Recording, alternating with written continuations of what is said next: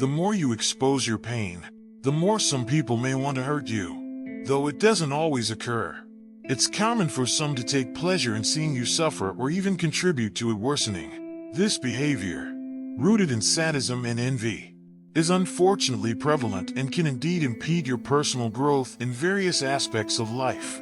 Whether at work, among friends, or within the family, learning not to show your weaknesses can become a strength. Picture yourself as a tree in a storm. The leaves may flutter, the branches may sway, but the trunk remains solid, deeply rooted in the earth. This is the image of silent resilience we aim to teach. We will discuss how you can become stronger by showing that external issues do not easily affect you, with each challenge teaching you to be like the tree. By acting as if nothing bothers you, you are not denying the storm, but choosing not to let the rain soak you or the wind knock you down. You will learn to be the master of your fate, firm, strong, and serene amidst chaos. In this video, we will explore 18 Stoic principles of Epictetus, a renowned philosopher you've likely heard of. I invite you to self-knowledge, where strength doesn't come from the thunder's noise, but from the light's silent illumination of your path. For the next few minutes, focus on the content and not on daily distractions. Let's begin.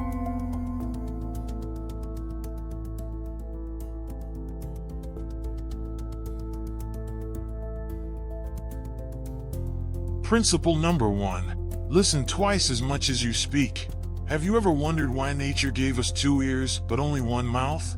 According to Epictetus, this is no error or coincidence but a clear purpose: to fall in love with others' voices more than our own. It's by learning from others that we advance, not by endlessly repeating our own words. So, from today, start paying more attention to what others say and less to what you've been asserting until now. Principle number 2. Always expect the worst. One major cause of anxiety and its severe effects is the belief that unfavorable circumstances await us in the future. We fear our children will abandon their studies, we'll be fired, our spouse will reveal an affair and ask for a divorce, or we'll face other misfortunes like bankruptcy.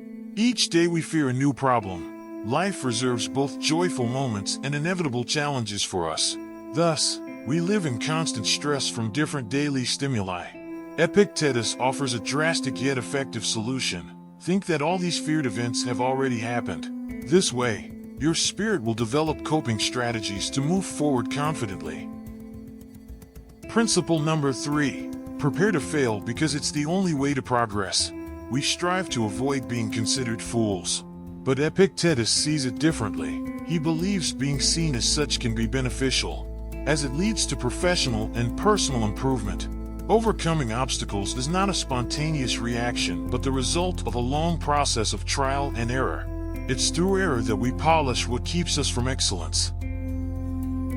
Principle number 4. Be aware of fortune's dangers. Wealth brings a stigma few can escape. It's not just about people pretending friendship to benefit from our fortune.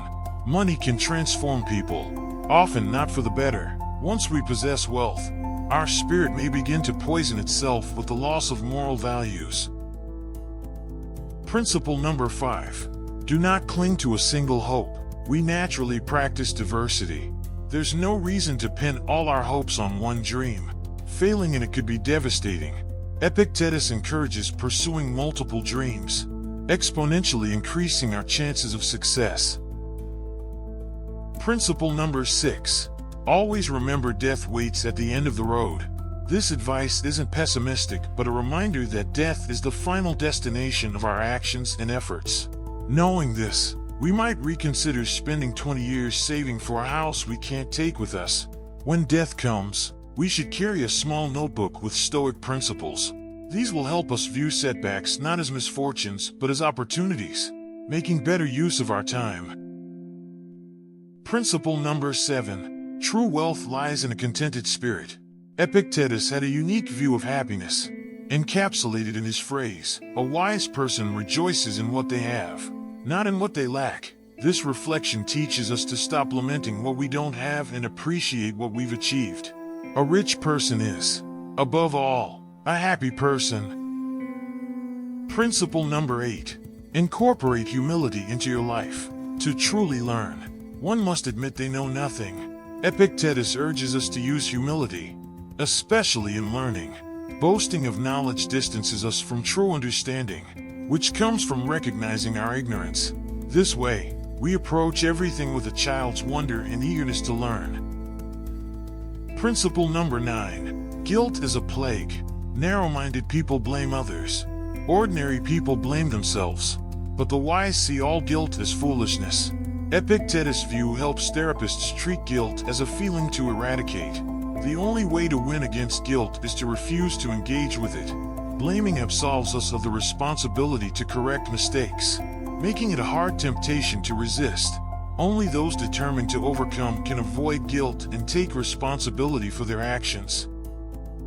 Principle number 10. Make alliances with winning people. When someone sneezes, we move away to avoid infection.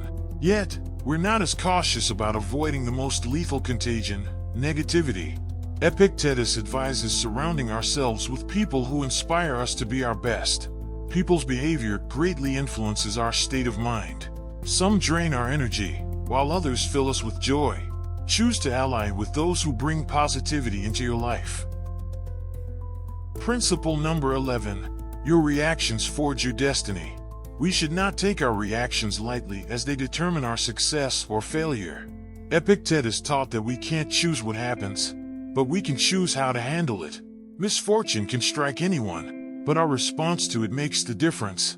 For some, divorce leads to depression. For Epictetus, it's a chance for self-discovery. Remember, life is not what happens to you, but what you do with it. Principle number 12. Always fulfill your duty. Everyone has a role in society.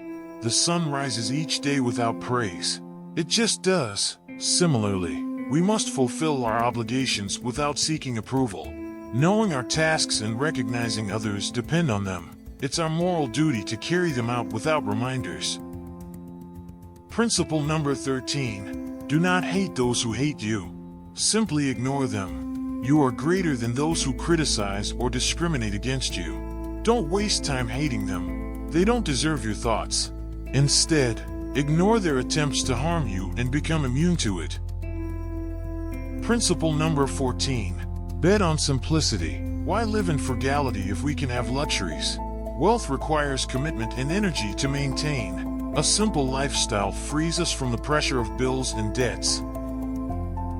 Principle number 15. Allowing others' comments to bother you gives them control of your life. Anyone who can make you angry becomes your master. They can only disturb you if you let them. Epictetus teaches that we have keys to happiness or emotional ruin. Don't give the key to ruin to those who anger you. Put up a barrier to prevent being affected by others' attitudes. Principle number 16. Friendship is above wealth. True wealth is in genuine friends who support us if our material fortune fades. Cultivate true friendships as a profitable long-term investment. Principle number 17.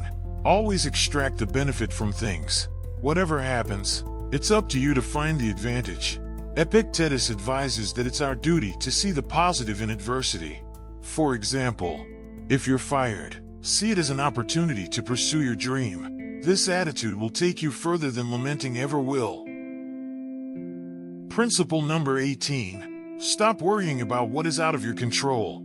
You own your opinion, but not your reputation. You can seek, but not control success. Worrying about uncontrollable things wastes time. Cultivate values you can change and let go of the rest, leaving it to fate. Stoic principles are incredibly useful for daily life, helping us navigate tough times with resilience. They focus on applying what's learned and moving forward. I hope you enjoyed the video. If you made it to the end, share your thoughts and write prospacious in the comments. If you're new, please subscribe. See you soon.